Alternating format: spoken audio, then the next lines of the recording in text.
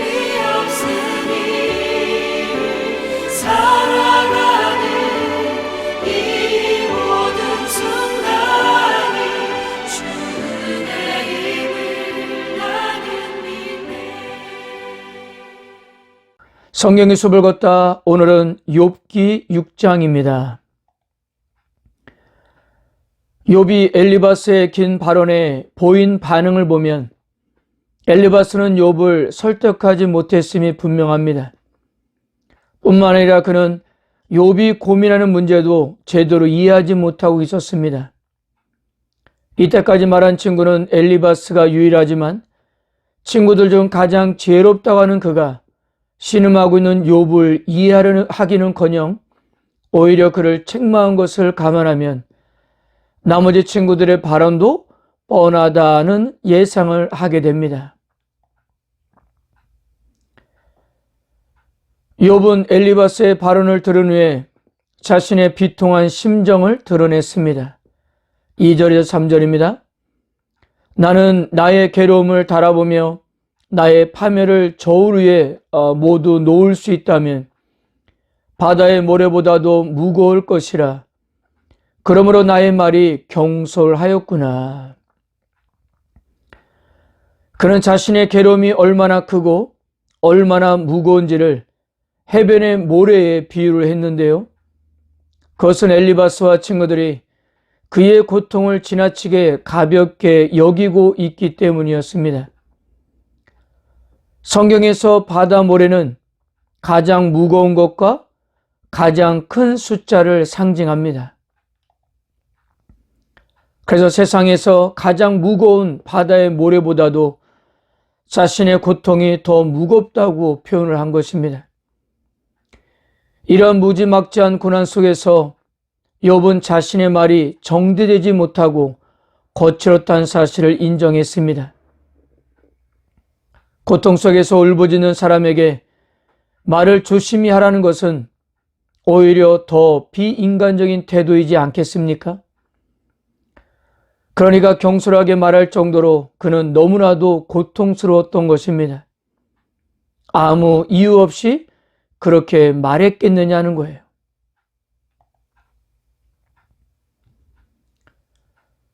욥이 더 고통스러운 것은 그토록 믿고 의지했던 하나님이 자신을 대적처럼 다루신다는 점이었어요. 욥과 하나님과의 관계는 이제 쫓고 쫓기는 사이가 되었고 하나님은 자신의 무지함에도 거침없이 독화살을 날리셨다는 거예요. 이렇게 믿고 의지했던 하나님이 욥을 대적하는 상황에서 그는 극심한 두려움과 공포를 느꼈던 것이고요. 이런 상황에서 하나님을 향해 탄원할 수밖에 없었던 것입니다. 그런데도 엘리바스는 욥이 재난을 당하게 된 것은 자신의 범죄 때문이라고 지적을 한 것입니다. 욥은 이러한 주장을 단호하게 거부하는데요. 자신에게는 하나님께 탄원할 충분한 이유와 근거를 가지고 있었기 때문입니다. 비록 하나님으로부터 고난을 당하고 있지만 한 번도 하나님의 말씀을 거부하지 않았고 결단코 하나님으로부터 심판받을 만한 악행을 저지르지 않았기 때문입니다. 그렇기 때문에 그는 엘리바스가 말한 회개를 하는 대신 하나님께 단식하고 질문을 하게 된 것입니다. 그래서 이러한 사항을 제대로 파악하지 못하고 결과만을 가지고 자신을 죄인으로 몰아세우는 엘리바스의 조언을 역겨운 음식과 같아 관심이 없다고 했던 것입니다. 그러므로 이런 고통 속에서 그가 할 수 있는 것은 죽음을 소원하는 일이었습니다. 자신이 무언가를 잘못해서가 아니라 당하는 고통이 너무 심하기 때문이었고요. 기력이 쇠할 대로 쇠 더 이상 견뎌낼 힘이 없었기 때문입니다.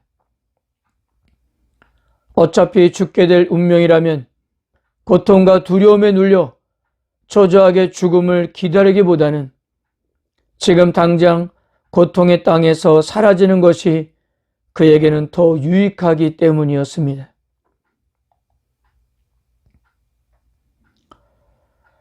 14절부터 욥은 친구들에게 위로와 공감을 기대했건만 정작 돌아온 것은 정죄와 비난뿐이었다는 것에 대한 실망감을 드러내는데요.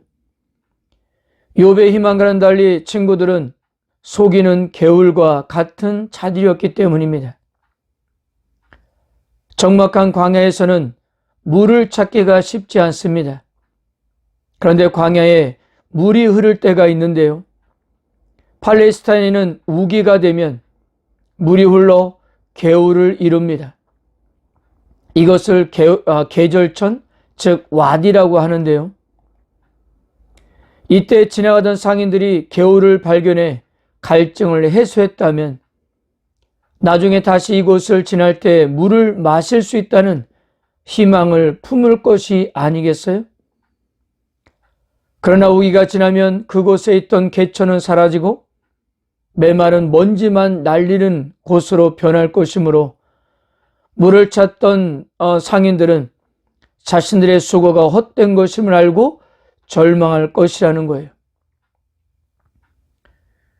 욥이 친구들에게 기대했던 것은 바로 고통을 식히고 활력을 줄 수 있는 생수였는데, 그러나 친구들에게서 발견하는 것은 쓰디쓴 비난과 어설픈 가르침이었던 것입니다.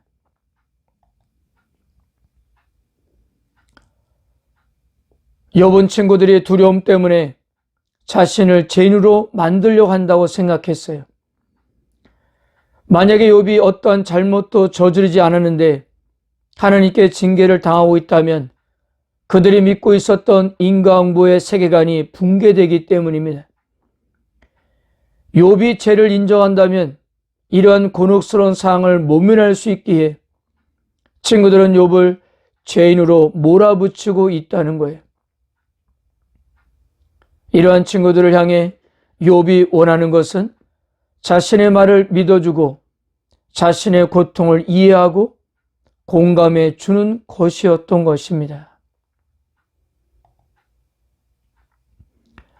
그렇게까지 못하겠다면 최소한 자신이 어떤 죄를 범했는지 구체적으로 지적하고 비난하라고 했던 거예요.